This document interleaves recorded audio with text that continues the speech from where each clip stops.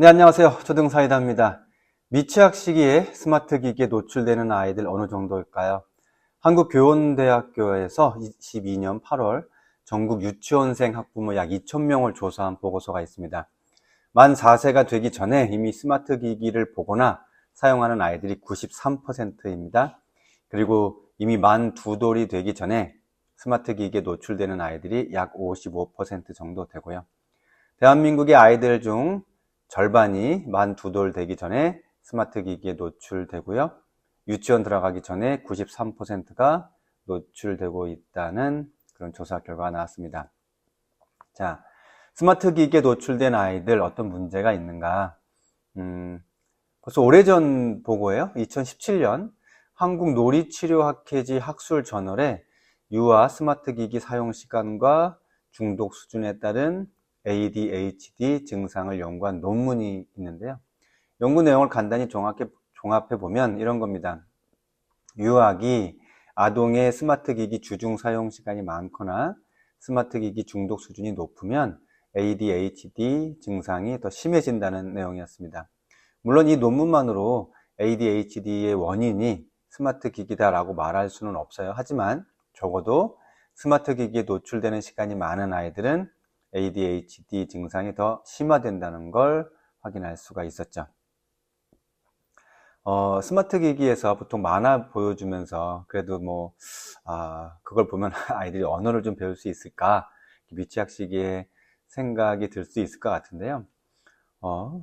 같은 해 2017년도에 대한소아신경학회지에 실린 연구가 있습니다. 내용은 생후 33개월 아이들을 두 그룹으로 비교해서 분석한 건데요. 이 중에 언어 발달이 느려서 치료받은 그룹과 언어 발달이 정상적인 그룹을 분석했는데요. 언어 발달이 느린 유아 중 95%가 생후 24개월 이전에 스마트 기기를 접했다는 내용입니다. 관련해서 19년도에 미국 신시내티 어린이 병원 연구팀에서 3세에서 5세 유아 47명, 47명의 뇌를 MRI로 분석했는데요. 결과가 미국 소아과라는 미국 의사협회지에 실렸습니다. 스마트 기기 사용 시간이 긴 아이들일수록 뇌세포 간 통신이 지연된다는 사실을 밝혔습니다. 즉, 스마트 기기에 노출된 영유아일수록 인지 능력 발달이 더뎌질 수 있다는 거죠. 이렇게 언어 발달, 인지 발달에 안 좋은 영향을 준다는 건데, 그럼 이게 다른 문제로는 파급되지 않는가? 자, 생각해 보겠습니다. 언어 발달, 인지 발달이 미취학 시기에 또래보다 느려요. 그럼 이게 어디에 영향을 줄까요? 이건 단순히 어떤 공부를 좀 더 잘하고 못하고의 문제가 아니고요. 이 시기 언어와 인지 능력은 상호 교류를 위해 필요한 기초 능력이 됩니다. 결국 대인관계를 형성하는데 어려움을 느낄 수 있다는 거죠. 실제 관련 연구도 있습니다. 한국유아교육 학회에서 발간하는 유아교육연구라는 학술지가 있어요. 2015년에 이미 어떤 연구가 실렸냐면 만 3세에서 5세의 유아 중에 스마트 기기 사용 시작 시기가 늦을수록 전체적인 발달 수준이 높은 것으로 나왔고요. 스마트 기기 사용 시간이나 빈도가 높을수록 타인의 감정에 주목하는 주의력에 부정적 영향을 주는 것으로 나왔습니다. 당연히 공감력도 떨어지겠죠. 자, 결국 미취학 시기에는 스마트 기기 대신에 몸과 함께 놀아주는 시간이 필요하다는 건데요. 미취학 시기까지는 무조건 오감을 자극하는 뭔가를 제공해 주는 게 좋습니다. 더 좋은 건 오감을 자극하는 뭔가를 제공하고 그것을 함께 해보는 거죠. 어떤 어머님이 유모차에 아이를 태우고 가는데 유모차 안에서 스마트 기기를 보고 있는 아이를 본 적이 있어요. 유모차 안에서 아이들이 만지작거리면서 가지고 놀 수 있는 장난감들 정말 많거든요. 그런 걸 바꿔가면서 제공해 주는 것이 훨씬 더 좋죠. 자, 그런데 물론 이제 엄마 아빠가 정말 바쁘고 피곤할 때도 있죠. 스마트 기기를 미취학 아동에게 어느 정도까지 그래도 좀 보게 하는 건 괜찮을까? WHO 세계보건기구에서는 만 1세 이하 어린이는 첫 돌이 되기 전까지의 영유아는 스마트 기기에 노출하지 말라고 강하게 권고하고 있고요. 만 2세에서 4세 어린이는 하루 1시간 미만으로 조종해야 한다고 말하고 있습니다. 사실 저는 이 기준도 너무 유연적이라고 생각을 해요. 이게 1시간 미만으로 보게 하고 싶어도 한 번 시작된 아이는 특히 이 시기에 다른 자극에는 별 반응을 안 보이고요. 오직 스마트 기기만 찾게 됩니다. 현실적으로 1시간 미만으로 일상을 유지하게 하기가 힘들어요. 이건 어떻게 보면 이상적인 기준입니다. 애초에 스마트 기기를 보여주지 않게 하는 게 그나마 현실적인 방법이 됩니다. 스마트 기기를 안 보여주면 떼쓰고 시간이 늘어나고 중독되고, 만 3세에서 4세 아이들이 기저귀를 떼면서 자기 욕구를 조절하는 것을 배우는 중요한 시기거든요. 이 시기에 특히 스마트 기기에 노출된 아이들, 자기 조절력을 배우는 절대적 시기를 놓치게 됩니다. 이건 성장기뿐만 아니라 어른이 되어서도 심각한 영향을 줄 수가 있어요. 제가 이 스마트폰은 초등 시기에도 사주지 말라고 자주 말씀을 드리는데요. 그게 뇌 발달에 영향을 주어서 그런 겁니다. 관련 분야의 전문가들 의견도 비슷합니다. 예를 들어서 을지대 정신건강의학과 방수영 교수는 스마트폰의 경우 꼭 사줘야 한다면 중학교 1, 2학년 때 사주라고 그렇게 언급을 하는데요. 이게 뇌 발달과 긴밀히 연결이 되어 있기 때문입니다. 초등 시기까지 아직 전두엽이 미성숙하거든요.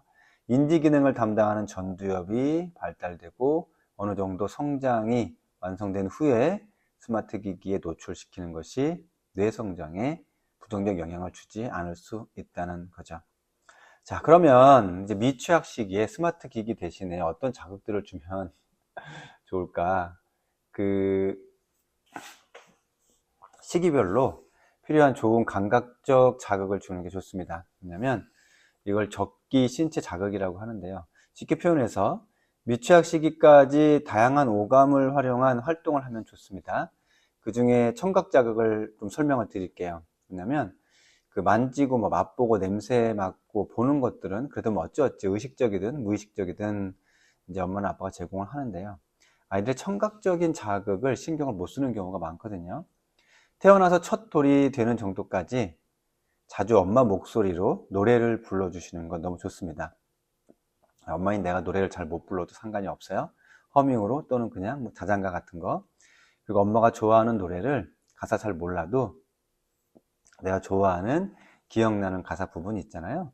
그걸 아이를 안고 있을 때 틈나는 대로 계속 반복해서 불러주세요. 안정애착을 형성하는데 아주 좋습니다.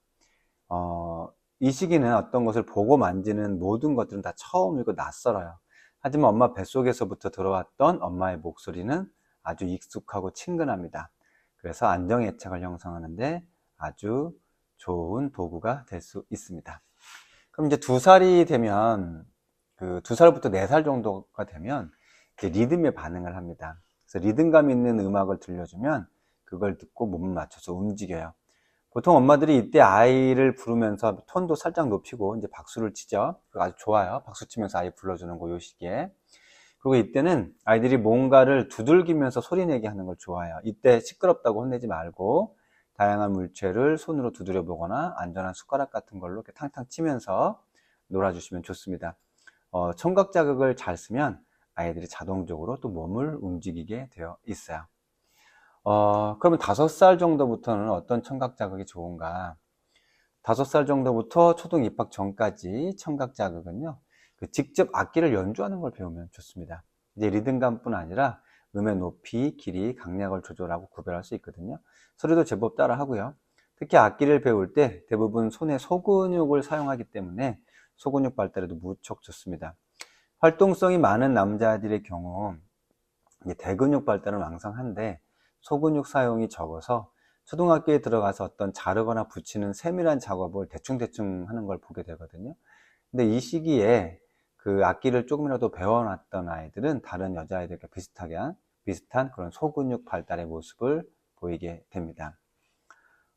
미취학 시기의 아이들 스마트 기기의 노출에 대한 경각심 어른들 꼭 가져야 하고요.